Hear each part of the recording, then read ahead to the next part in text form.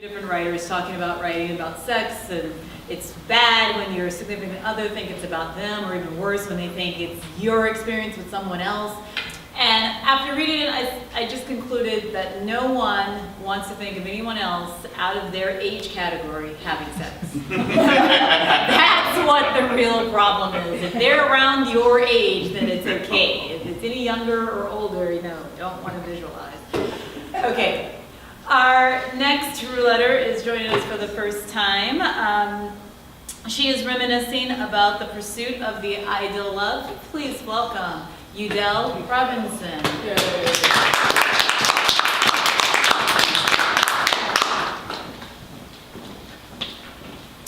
Hello, my name is Udelle Robinson, and I'm going to read just one entry today.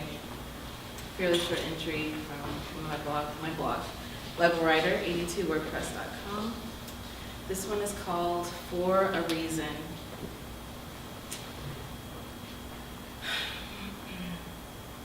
What faux marriage proposals and short-term engagements have cost me since 2008. $77,000, and we lost it, $77,400. Waiting on the perfect man is a dupe. Waiting on the right man is assuming far too much, because ain't nobody right. Choosing to wait until I am married is a hoax, because my dress is seafoam green. I can't wear white. With a red Moscato wine stain down the front of the bodice, and he ain't show up yet. Nigga probably lost his engagement ring again. Mentioned something about making some babies, but likes the idea of being a baby more. He always makes random titty comments like the motivation for why he got dressed that morning. Titties. The fuel for that 2:30 a.m. fat fest at the bachelor pad. Titties. How he became self-aware and blazed uncharted territories in his relationship with God and the Savior, his Son, Jesus Christ. You guessed it. Titties. Congratulations, you like titties. You've just won a pair of your very own. Would you like the pair behind door A cup in the pink tank top? Or, drumroll please, the pair that A cup aspires to be in the very near future, with or without your help. Your mother's. Ooh. And you get to choose. You get to choose. It's your birthday every day, and that's why it's always tough to make a decision. But God gave you balls for a reason. And you have informed me on more than one occasion that you were telling me so many things for a reason. And I listened to you intensely, on purpose. And now that I press mute, nothing happens. And I'm even more certain now that we might not get to Skype this weekend. Oh, thank you.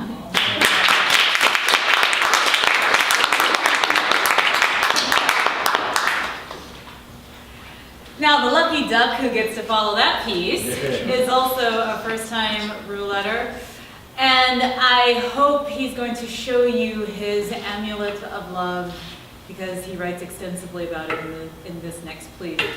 Please welcome Brian Grosz. What kind of midget was this lectern built for? And it's not I think I should read like this.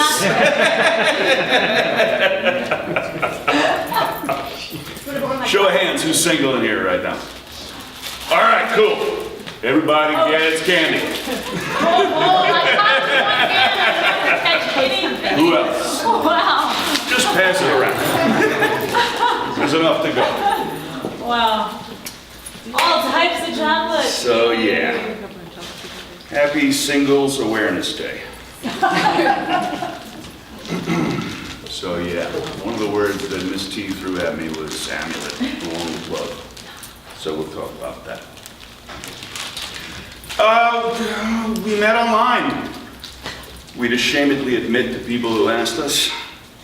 Ashamed only because most people assumed that it was OkCupid or Match.com, JDate or Tinder, or some such nonsense. The truth is that we both were regularly posting in an online forum for tattooed professionals. And I found her to be a fascinating sparring partner in the realm of the written word. After all, she had a degree in journalism, so she knew the difference between there, and there, which is a dying art online. And she was also a red-headed lawyer, so she knew how to argue in the contrary. I don't know if you know what that is. And she would use every fucking dirty trick in her wheelhouse to stoke the coals under my laptop and callus up my fingers. The part we left out of our explanation was, yeah, we started sleeping together when she was still married to a Belgian tattoo artist named Dan. A guy who could easily beat the shit out of me, and I'm not exactly a small dude who doesn't know how to fight. They got divorced. She moved back from Belgium to Brooklyn and promptly took over the closets in my apartment and the majority of my mattress, despite the fact that she was 5 foot tall in heels. We vowed never to talk about kids. She was sterile. We vowed never to talk about marriage because we had our vows to grow old together and to keep taking trips to the Coney Island boardwalk. So yeah, we met online. And yeah, I built her website. But it was our amulets that brought us together. Our tattoos. We both were, and still are, working on full body suits. If you walked into our bedroom early in the morning, you would have seen what it would look like if the entire staff of Marvel Comics had puked on a set of high thread count Egyptian cotton sheets. An entwined, snoring mess of beautiful pictures, naked, yet still clothed. Dan is going to be back in New York next week, she said. Okay. Well, he's gonna tattoo my hip and thigh. Okay, good. I mean, he's already done 50% of your body. I stare at his portfolio every time you get naked. You might as well stay faithful to him in one way. Stop it, asshole. I just wanted to make sure you'd be comfortable with him tattooing me while I'm basically in a bra and panties. Babe, I know that we're crazy about each other, and I have no bad blood with your ex-husband. Go, get some more work. Make yourself feel beautiful. Go get your permanent version of a mani-pedi. And if you want, I'll swing by to bring you snacks and hold your hand. So I showed up with a Snickers bar and a vitamin water for her. And yes, I held her hand while she had a giant snake, gorgeous, etched into her leg by her ex-husband. And yes, while he was working, Dan and I shared laughs and stories about what a pain in the ass she is, while we both were hunched over her bare bottom. My mother refers to my tattoos as armor, which isn't entirely wrong given that the pattern is meant to emulate the battle gear of ancient samurai. They stop most people from talking to me, which I appreciate. Though they also cause the occasional drunk to inevitably grab me for a closer look. They protect me even when I'm totally covered in a well-tailored suit. I know they are there beneath the cufflinks, tie, and pocket square. Over 100 hours of pain and payback and paychecks. I am protected by my love and dedication to the art form. And when I say kiss my black ass, I mean it. That was my saying in the early 90s. But the catch is that even... Catch is that even when I'm still dressed, I'm still naked. And when I'm naked, I'm still dressed. Which makes me nervous, now that I'm technically back on the dating scene. It's bad enough that I'm a hard drinker and a heavy smoker, But having to explain to a woman I'm tattooed on a first date can be a little tough. And sometimes they want to show you that cute little star on their ankle. And you have to stifle a smile and say, no, babe, mine starts here, and it goes here, and then it goes all the way down here.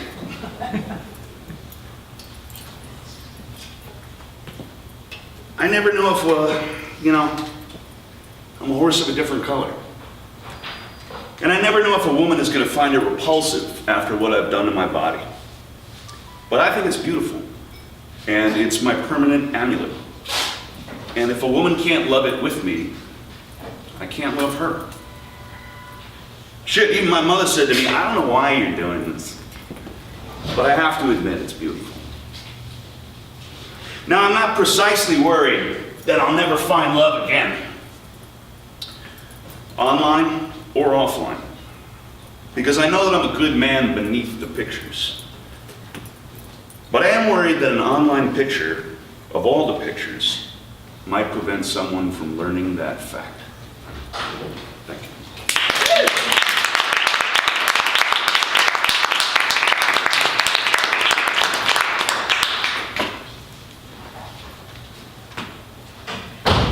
For our next letter, she's going to share a sexual experience that had some electrifying results. Please welcome Robin Barrat.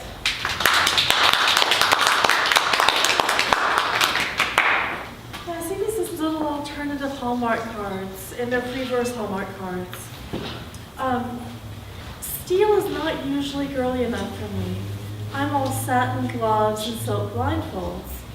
But I saw the items on goodvibes.com, and it was love of a sort. I took a bubble bath, carefully dried myself, and in total ignorance applied the nipple clamps with their full force. I had no idea they were adjustable. I fell to the floor in a rush of steam and pleasure, practically passing out. Then the pain came. Somehow I knew to use pressure to minimize the stress of removing the clamps. I rubbed myself down with lavender oil until I could stand again. Accidental orgasm. So, this one is more general.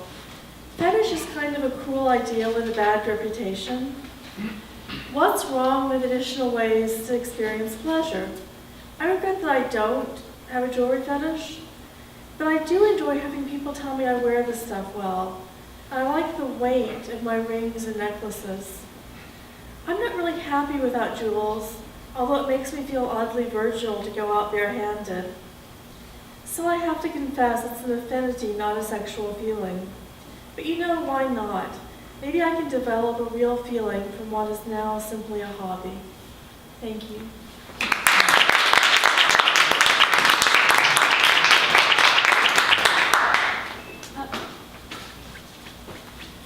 And now, here's a little quickie from Birdman. 313. I warned you to come next. How y'all doing? Oh, happy Valentine's Day, everybody.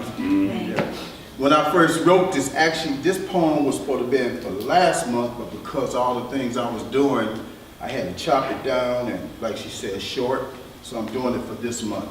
And the title of it is called Lust.